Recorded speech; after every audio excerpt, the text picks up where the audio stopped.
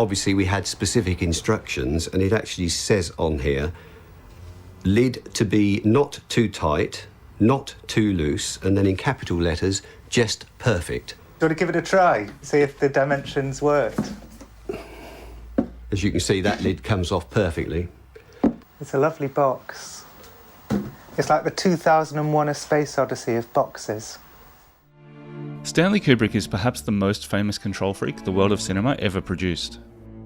He would spend years meticulously planning every aspect of his films down to the smallest and most insignificant detail. Like which hats would look the most menacing for the droogs to wear in A Clockwork Orange, or which door would be the perfect one for the entrance to Domino's apartment building in Eyes Wide Shut. Even in an industry full of perfectionists, Kubrick stood out. He was exactly the kind of person who would spend hours thinking about how to construct the perfect box. The 2001 A Space Odyssey of boxes. I found an internal memo in one of the boxes. Written on it was, fussy customer, make sure the lids slide off properly. And Stanley found that terribly amusing. Yeah, I guess we were fussy customers as opposed to the customers who didn't mind spending all afternoon struggling trying to get a lid off. These clips are from a British TV documentary called Stanley Kubrick's Boxes, made in 2008 by the journalist and screenwriter Jon Ronson, who was allowed into Kubrick's estate after his death to have a look through the hundreds and hundreds of archive boxes he left behind. How many boxes would you say there are in total? I really can't say. I mean, clearly over 1,000. Yeah, but I wouldn't know, because they're all over the place. Contained within were artifacts from Kubrick's life and career. Everything from research for unfinished projects to threatening crank letters from fans. It's an amazing insight into the mind of one of cinema's most beguiling figures. Someone whose refusal to discuss the meaning behind his films has led to some pretty out there theories. There's a paper tray on the desk, and as soon as they touch hands, the paper tray turns into a very large, straight-on, hard-on coming out of Barry Nelson. This man is obviously a psychotic. This refusal to explain himself is one of the reasons Kubrick is so hard to figure out. Another reason is that he never seemed to repeat himself. And one thing I've noticed about great artists is they often make the same work over and over again in different forms. Like how the Japanese artist Yayoi Kusama has spent her life attempting to capture the essence of infinity through her paintings, sculptures and installations. Or how Andrei Tarkovsky was obsessed with understanding the nature of memory and nostalgia, a subject he returned to again and again in his films. Many artists, whether consciously or unconsciously, use their chosen medium to work through a particular theme or subject matter. Viewing all these works is a great way for us to understand that subject matter, but at the same time, it also helps us understand the artist. It can act like a key that decrypts the code underlying their work, giving us the context we need to really understand what the artist finds important in their own work. But Kubrick doesn't really fit into this kind of analysis, or any kind of analysis really. Because he never repeated himself, because he never tackled the same subject more than once, he never gave us that key. He made 12 feature films in all, and each one is unique in terms of genre and subject matter. These are all great films, but they really don't share much in common other than being directed by Stanley Kubrick. But maybe in this case, the key isn't a key, but a chess piece. I've read just about every feature article written about Kubrick during his lifetime, and one thing that gets mentioned over and over again is that he was obsessed with the game of chess. The legend goes that he even partially financed the production of Fear and Desire by playing chess in Washington Square Park for 25 cents a game. At first, chess can seem pretty chaotic because there's an infinite number of possible moves that players can make. But underneath, the game has a relatively simple set of rules that define where and how each piece can move. These rules bring order to the sprawling, chaotic battle that takes place on the board. Even from the very start of his career, Kubrick was in some way searching for order in the chaos of human existence.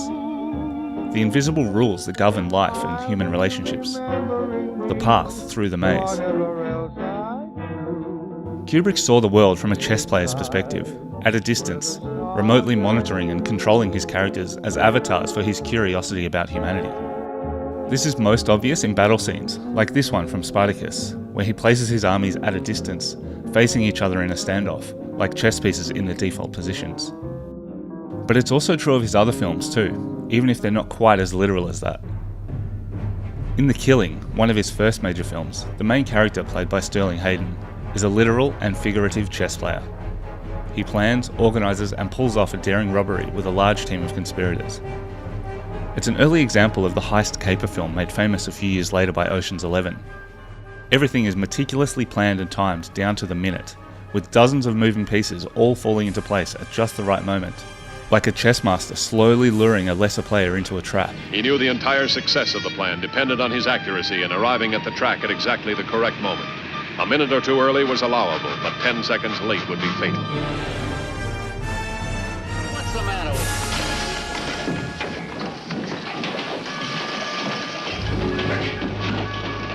you? Get your hands off all of you. Only for it all to come crashing down in one explosive and chaotic final scene.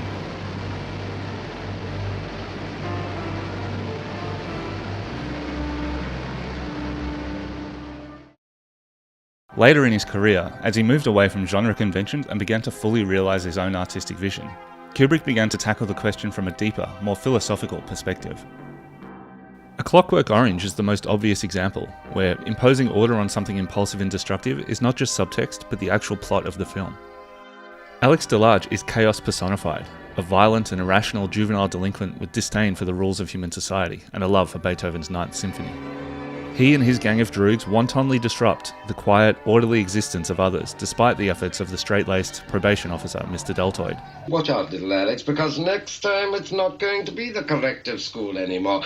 When he goes too far and actually murders an innocent woman, Alex is admitted to the custody of the state, where he undergoes an experimental psychological technique to change his fundamental nature, to rewire his brain's conditioned responses by associating sex and violence with physical disgust. At first, it seems like he's been cured, and he no longer feels compelled to ultra-violence or rape. But the consequences are, in fact, much more complicated. And as well as being conditioned against sex and violence, he's also been conditioned against music, including his beloved Ninth Symphony. For Alex, it's a fate worse than death. He's become just a husk of a man, without any real ability to exercise free will, and unable to defend himself from threats, like the malicious intentions of a former victim. Here, Kubrick illustrates the danger of valuing law and order above all else, even fundamental human attributes like the ability to choose to be good. The cruelty of Alex's punishment fulfills society's desire for order, but in doing so, it strips Alex of his humanity. Kubrick decides that, in the end, it's impossible to impose good, orderly behaviour on human beings. 7 years earlier, Kubrick confronted the Cold War threat of total nuclear annihilation with the black comedy Dr. Strangelove.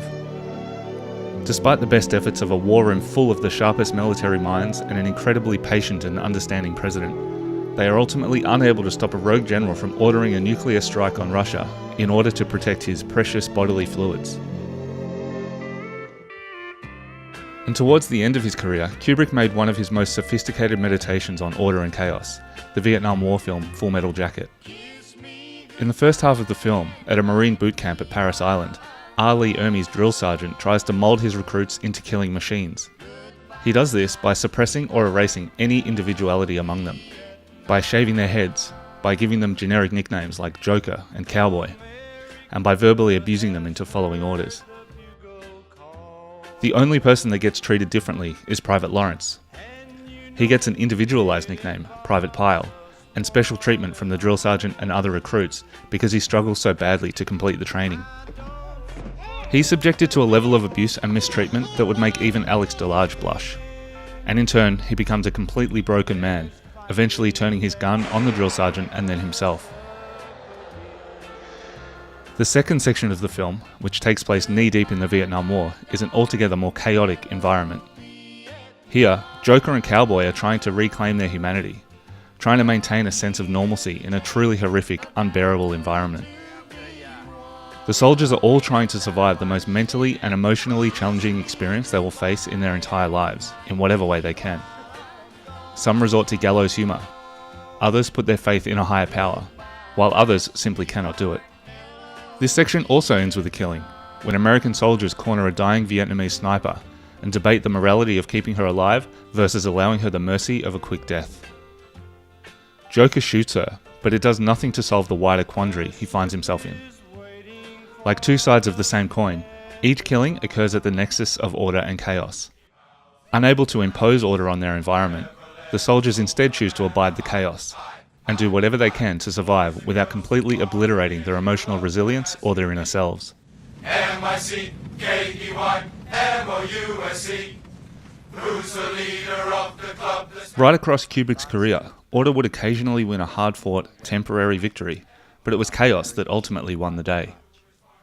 For a control freak like Kubrick, it's the ultimate nightmare, knowing that no matter what you do, human existence is just too random, too arbitrary for you to have any real control over anything at all. When you see how he lived his life, it becomes clear that Kubrick was a man obsessed with organising the world into categories that made sense to him. And maybe that's the key to decrypting Kubrick's films. He was a perfectionist, fighting a losing battle against a stronger and more unpredictable opponent, his humanity.